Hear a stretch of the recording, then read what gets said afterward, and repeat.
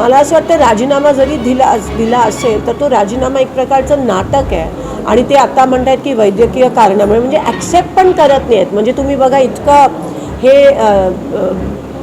हास्यास्पद असेल ही गोष्ट की ते म्हणतात वैद्यकीय कारणे.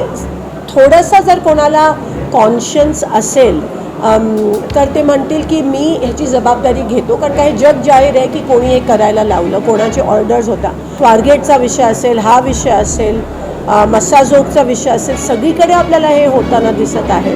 काय चाललं आहे महाराष्ट्रात? म्हणजे कायदा सुव्यवस्था राहिलाच नाही आहे. हे फक्त सत्तेसाठी हे हपापले. हा राजीनामा खूप उशिरा आला, एकतर आधीच झाला पाहिजे होता. म्हणजे काल ABP माझाच्या हाती काही फोटोज आणि स्लाईड झाल्या आणि त्याच्यानंतर ही वेळ त्यांच्यावर आली. ही अतिशय क्रूर पद्धतीत हत्या करण्यात आली. आम्ही सगळे गेलेलो त्या ठिकाणी.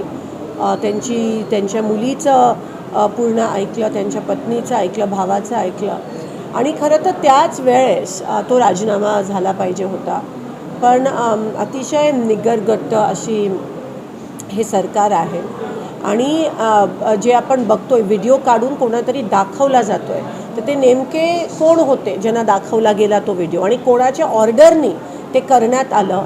मला असं वाटतं राजीनामा जरी दिला असेल तर तो राजीनामा एक प्रकारचं नाटक आहे आणि ते आता म्हणतात की वैद्यकीय कारणामुळे म्हणजे ॲक्सेप्ट पण करत नाही आहेत. म्हणजे तुम्ही बघा इतकं हे हास्यास्पद असेल ही गोष्ट की ते म्हणतात वैद्यकीय कारणे.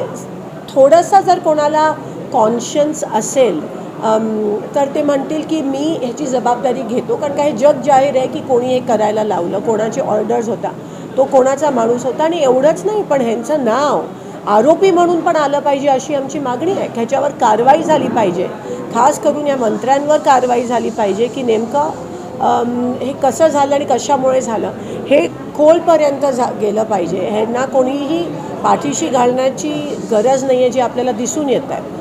आणि म्हणून आरोपी म्हणून त्यांचं नाव आलंच पाहिजे अशी आमची मागणी आहे.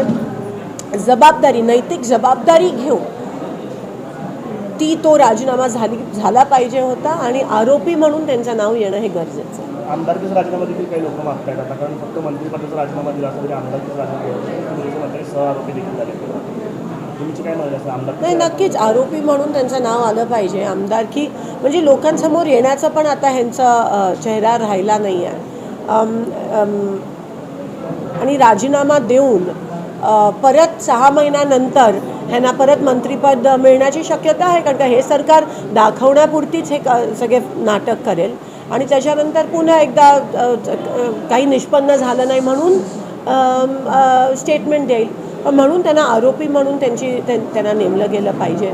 आणि स्वारगेटचा विषय असेल, हा विषय असेल, मस्साजोगचा विषय असेल, सगळीकडे आपल्याला हे होताना दिसत आहे. काय चाललं आहे महाराष्ट्रात? म्हणजे कायदा सुव्यवस्था राहिलाच नाही आहे. हे फक्त सत्तेसाठी हे हपापले.